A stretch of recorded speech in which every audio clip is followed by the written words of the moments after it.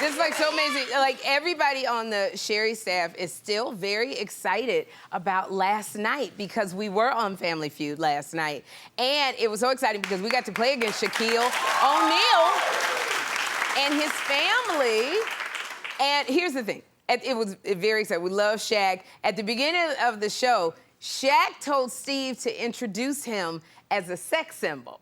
And so I'm like, well, I told Steve, I said, well, I'm a single woman looking for a sex symbol. And so when we faced off with Steve, I had to shoot my shot. I really did. Take a look. Can I shake his hand? Yeah.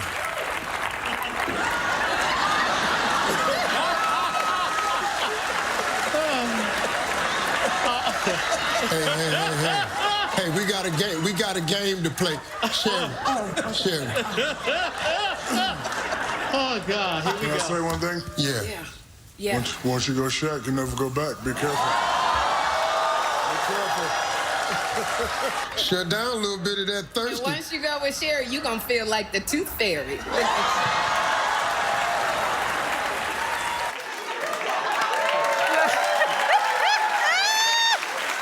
Let me tell you something. Shaq is quick with the comedy, but this is what I do, all right? And he came right out the gate with the slam dunk, and I shot right back with the three-pointer right now. But we really, like the staff and I, my team members, we had such a good time when we were doing it, but in the end, we lost to Shaq and his family. I know, we were really disappointed, and we put up a good fight. We were, like John, we were leading. We put up a really good fight. We went round for round, and it was so close that we had to go to sudden death. And sudden death is where you got one question, and whoever gets that question, they win. And so we got to sudden death, and then I messed it all up. Take a look. Whoever gets this one answer will win the game. Good luck to both of you. Here we go. Name a character who's known for almost ruining Christmas. The Grinch. I hit the microphone. The Grinch.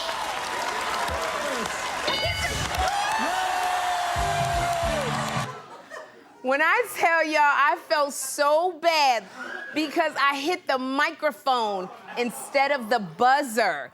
And here's the thing. I know, and I was gonna say the Grinch. Now, and here's why I know that I would have won, because the microphone is higher. So if I'd have hit the buzzer, which is lower, I would have got it. And I cannot believe a silly little mistake. It cost us that win. And what had happened was, I used the wrong hand. And as you can see, I was trying to figure out which hand I was gonna use. Like, should I use my left hand or should I use my right hand? First of all, I'm not even left-handed. So I don't even know when my left hand became my dominant hand, but I was just nervous with that last question. So Shaq got to the buzzer before I did, and I felt terrible about it. But then I felt better because Shaq's mom, Miss Lucille, she was so sweet. And it was her dream to play Family Feud. Like, she had dreamed about this for so long, and she didn't just want to play Family Feud. She dreamt about playing the fast money at the end. So, you know what, the thing about it was, I've played Family Feud before with my family, and we won. So when she told me that that was her dream, I felt a lot better. I was like, we weren't supposed to be there. That was supposed to be for Miss Lucille. And she got to fulfill her dream. She was so good at the fast money round, she almost won the whole thing by herself when she did it. And something that struck me, though, when I was watching it, men and women think differently on questions. So Shaq and his mother both answered the same question in different ways. And it was a prime example of how men think and how women think differently. Take a look. We asked 100 married people, what's the last thing you say to your spouse before you fall asleep? You said, I love you. Survey said, yeah, baby.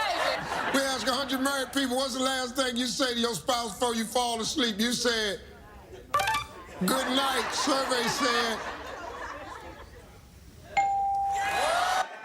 See, and even in the audience, when they were saying it, the women said, I love you, and the men said, good night. Yeah. And even when we were standing there, John, were you thinking good night or I was thinking good night. See, and I was going, Yeah. as soon as he asked Miss Lucille, I went, I love you. It's so funny the way we're just wired differently. We're, more heart-centric. And men, I don't know what y'all be thinking. We've been thinking it's time for us to start snoring, Y'all Sherri. be thinking snoring. Yeah. Like, I'm laying in bed and I'm like, he laying next to me. I just love you. And I'm thinking, you making me hot. I wish you'd scoot over a little bit. But just the thought that the man is laying there, he's looking at me, I'm looking at him, and I'm like, I love you. And he looking at me like, I wish he go ahead and say goodnight because I want to go to sleep. Oh my God. Men, y'all don't have the same emotions that we have. But all in all, it was so much fun playing Family Feud. And there's Steve Harvey and his team, they doubled the prize money from my charity, Move-In Day Mafia, which is, the charity is they take, I love this charity. Move-In Day Mafia, they take foster kids that have aged out of the foster care system and have been accepted by scholarship into HBCUs. And many times, the reason why they have the organization is the foster kids are dropped off. All they have is a scholarship. They don't have any linens, any sanitary products for the women. They can't join an athletic team because they have no equipment. So the Move-In Day Mafia takes care of the foster kids who are on scholarship at HBCUs from freshman year all the way to the time they graduate. So they increased it. I was playing for, a regular amount, and they increased it to $25,000. So thank you to Steve Harvey and everybody at Family Feud for having us. My staff and I, we had a real good time.